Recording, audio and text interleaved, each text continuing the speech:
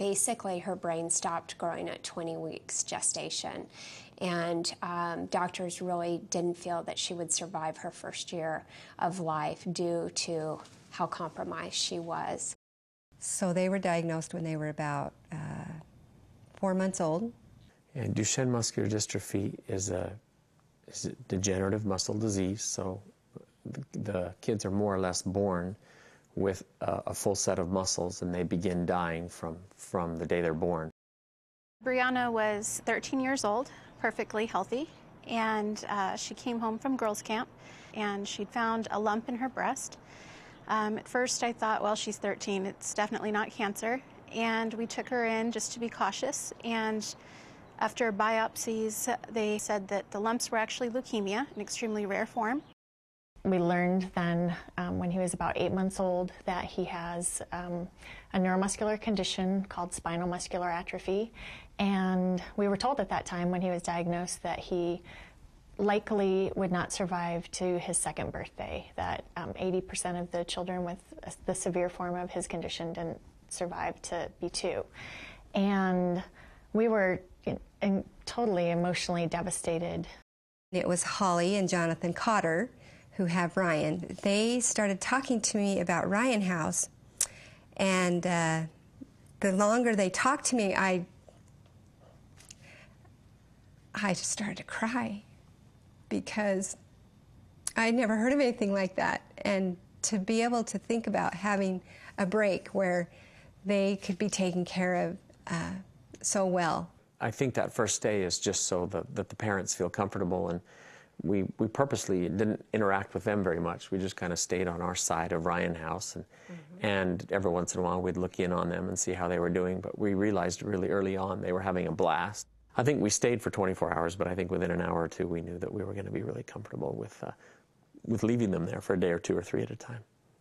They have a lot of good times doing puppet shows and playing dodgeball and being treated like you're just a normal kid.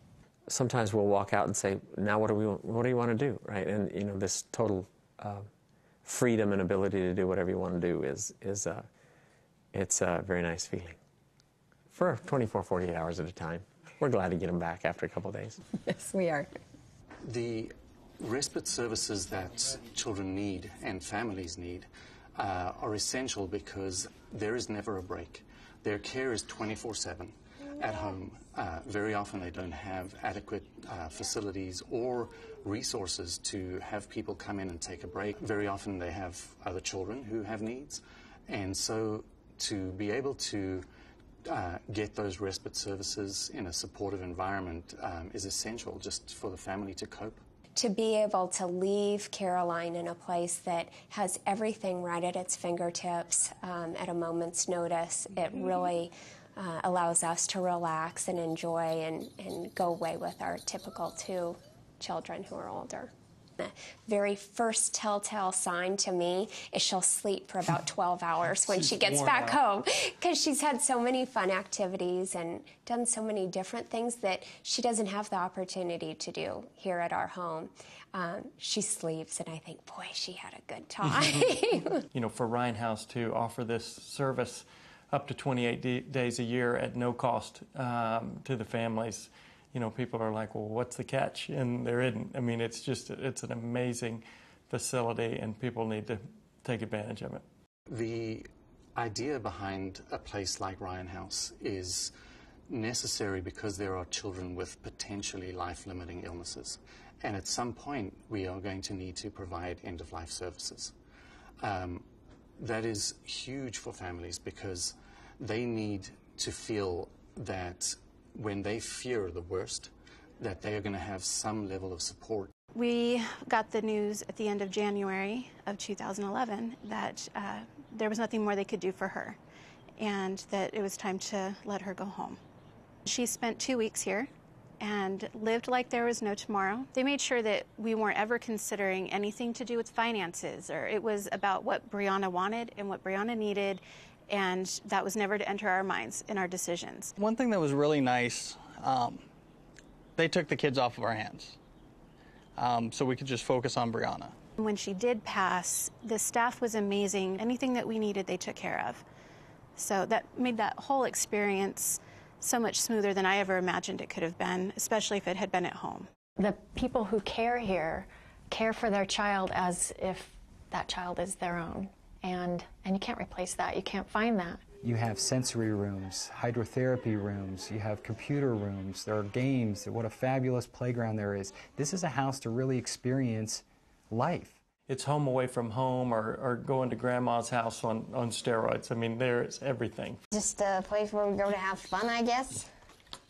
To play and have wars and be crazy. Get a break from mom and dad. They say they're getting a break from us, but we say we're getting a break from them. It's hard to ask people for money. It's hard to put yourself out there and to dedicate that time and effort and to expose yourself in so many ways to say, please fund us. If you're thinking about donating, please donate, because it's a very fun place and kids have a lot of fun here and it's just a fun place to be at. There's nothing like this. It has to happen. I think I'm a better mom because of Ryan House. I'm so glad that somebody told us about this very hidden little secret that is such a gem. It's a diamond in the rough.